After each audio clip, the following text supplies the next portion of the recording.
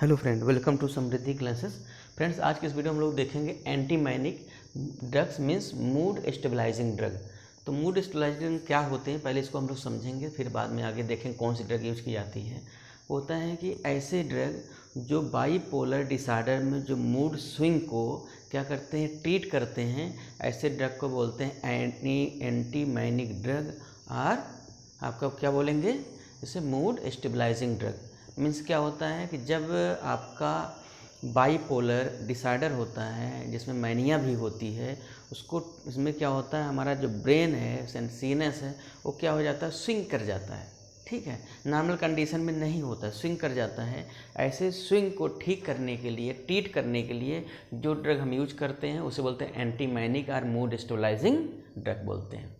अब इसकी बात करते हैं कौन कौन सी ड्रग यूज की जाती हैं। तो इसमें जो पॉपुलर ड्रग है जिस पे आपका क्वेश्चन आता है वो आपका है लिथियम। लिथियम कार्बोनेट के नाम से आता है। उसके बाद लिथियम कार्बोनेट के साथ साथ हम लोग यूज करते हैं आपका वल्प्रोइक एसिड यूज करते हैं, कार्बामेज़पिन यूज करते हैं। इन ड्रग के साथ साथ और भी जो इसकी अदर ड्रग्स हैं वो आपकी है लाइमोट्रिग्रीन है, टोपिरामेट है। तो अगर हम बात करें लिथियम की बात करें तो लिथियम क्या है, आपका मोनोवैलेंट है, एक पॉजिटिव चार्ज उसके पास है, मोनोवैलेंट आपका कैटायंस है। ये क्या करते हैं कि जो डिप्रेशन होता है, जो मैनिक स्टेज होती है, इन दोनों को क्या करता है, ये ट्रीट करता है। अब अगर इसकी मैकेनिज़्म की बात करें तो इसकी मैकेनिज़्म क्लियर नहीं है, अननोन मैकेनिज़्म, लेकिन कुछ इसके एस्पेक्ट्स हैं, कुछ इसको ऐसा अज्यूम किया जाता है कि अगर ऐसा होता है तभी ऐसा होगा ये। तो उसमें एक आपका मैकेनिज़्म है जो लिथियम क्या करता है कि मेम्ब्रेन फास्फोलिपिड को ब्रेक डाउन जो होता है, जो IP3 डैग का फॉर्मेशन होता है उसको इनहिबिट करता है। दूसरा क्या करता है, जी प्रोटीन की जो एक्टिविटी है उसको ब्लॉक कर देता है। दो हो गए। तीसरा आपका क्या करता है कि जो न्यूरोमोल ट्रांसमिशन मीन्स नॉरएड्रेनालिन का जो रिलीज़ होता है उसको इनहिबिट कर देता है। तो इसकी मैकेनिज्म बहुत क्लियर नहीं है, लेकिन हम लोग कुछ इसको अजम्पशन करके चलते हैं, हाँ ऐसा होता है। तो उसमें एक मैकेनिज्म हम लोग यहाँ देखते हैं कि जब मेम्ब्रेन फास्फोलिपिड PIP2 फास्फोलाइपेज C की प्रेजेंस में डाईएसाइल ग्लिसरॉल और IP3 इनासिटाल 1,4,5 ट्राईफॉस्फेट बनाता है। अब IP3 क्या करता है, कैल्शियम मोबिलाइज कर देता है, डैग प्रोटीन काइनेज C का एक्टिवेशन कर देता है, तो यहाँ रिस्पांस मिलता है। फिर यही क्या करता है, IP3 IP में कन्वर्ट होता है, फिर इनासिटाल में, फिर PIP में, फिर PIP2 में, फिर ये प्रोसेस चलती रहती है। तो हम लोग क्या करते हैं कि जो ये लिथियम है ये क्या करता है, इनासिटाल के फॉर्मेशन को, यहीं पे साइकिल को ब्रेक कर देता है। अब ये जब साइकिल ब्रेक हो जाएगी तो यहाँ से PIP2 मीन्स जो आपके मेम्ब्रेन फास्फोलिपिड है इसका ब्रेकडाउन नहीं होगा प्रोटीन फास्फोलाइपेज C के प्रेजेंस में, तो IP3 और डैग का फॉर्मेशन नहीं होगा। IP3 डैग का फॉर्मेशन नहीं होगा तो हमारी बॉडी में कोई रिस्पांस नहीं मिलेगा। एक मैकेनिज़्म ये हो गई। दूसरा हमने बताया क्या होता है, ये जो नॉरएड्रेनालिन का रिलीज होता है एड्रेनर्जिक नर्व एंडिंग से, उसको इनहिबिट कर देता है, तो वहाँ से रिलीज नहीं होता है। तीसरा क्या करता है, जी प्रोटीन को ये आपका क्या करेगा, उसके जो रिस्पांस है उसको भी सप्रेस कर देता है। तो ये इसकी मैकेनिज़्म है जो कि बहुत ज़्यादा क्लियर नहीं है, लेकिन माना जाता है कि इसी के बिहाफ पे हमारा लिथियम जो है वो वर्क करता है। अब ये तो हो गई आपकी मैकेनिज़्म। हम बात करते हैं अदर इफेक्ट में। तो क्या होता है कि ये ग्लूकोज की मेटाबॉलिज्म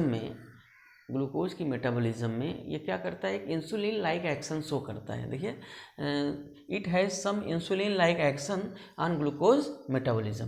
तो ग्लूकोज मेटाबॉलिज्म में इंसुलिन लाइक एक्शन शो करता है, पहला हो गया। दूसरा क्या करता है कि जो लिथियम का जब ट्रीटमेंट लेते हैं, लिथियम का ट्रीटमेंट लेते हैं तो ल्यूकोसाइट काउंट को बढ़ा देता है, मीन्स WBC के इसे बोलते हैं WBC ल्यूकोसाइट।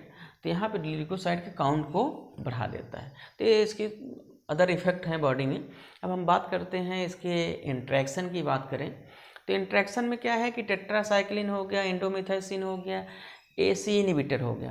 तो क्या करते हैं कि ये जितनी ड्रगें हैं ये क्या करते हैं, लिथियम के रिटेंशन को बढ़ा देती हैं।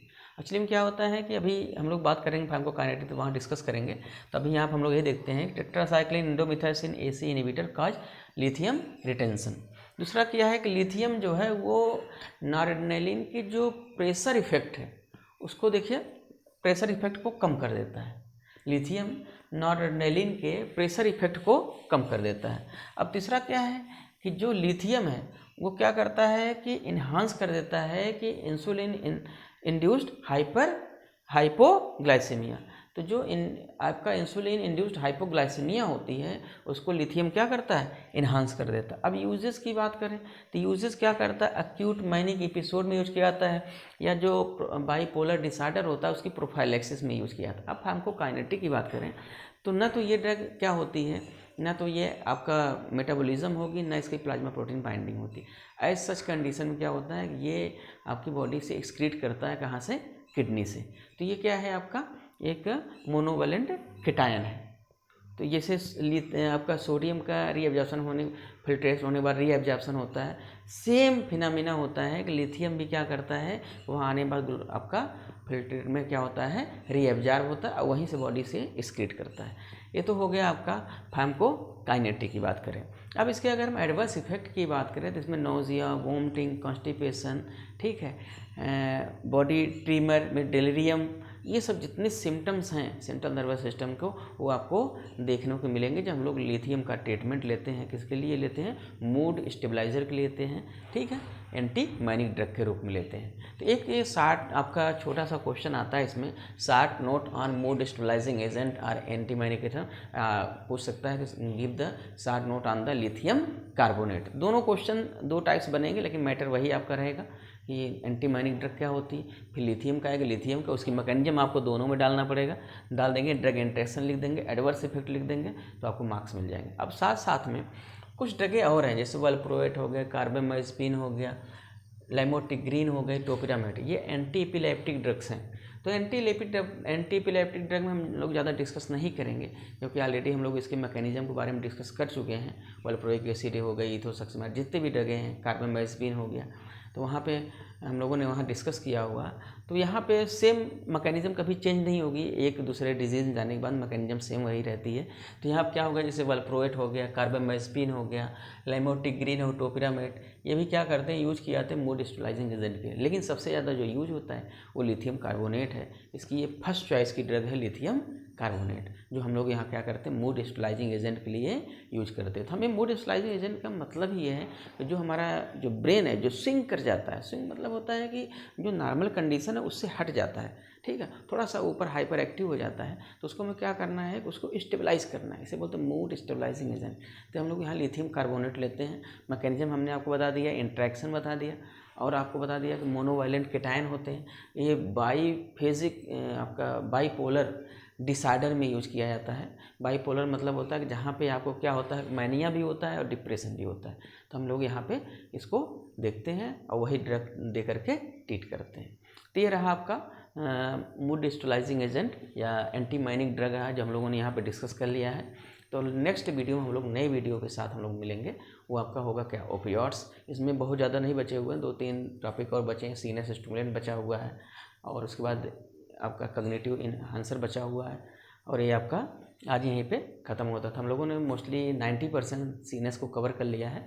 अब केवल ओपियोइड्स बचा है और सीनस स्टिमुलेंट बचा है, तो धीरे धीरे इसको भी हम लोग कवर करेंगे। तो हमने बताया कि ये आपका जो ऑनलाइन प्लेटफार्म समृद्धि क्लासेस का है, तो इसमें आपको A to Z फार्माकोलॉजी का टोटल मैटर मिलेगा। इसलिए हम कहते हैं कभी भी आप देखें तो चैनल को सब्सक्राइब करें, जिससे आपको आने वाली जितनी भी वीडियो है उसका नोटिफिकेशन आपको मिलता रहेगा। तो हम लोग मिलते हैं नए वीडियो में एक नए टॉपिक के साथ। Thank you.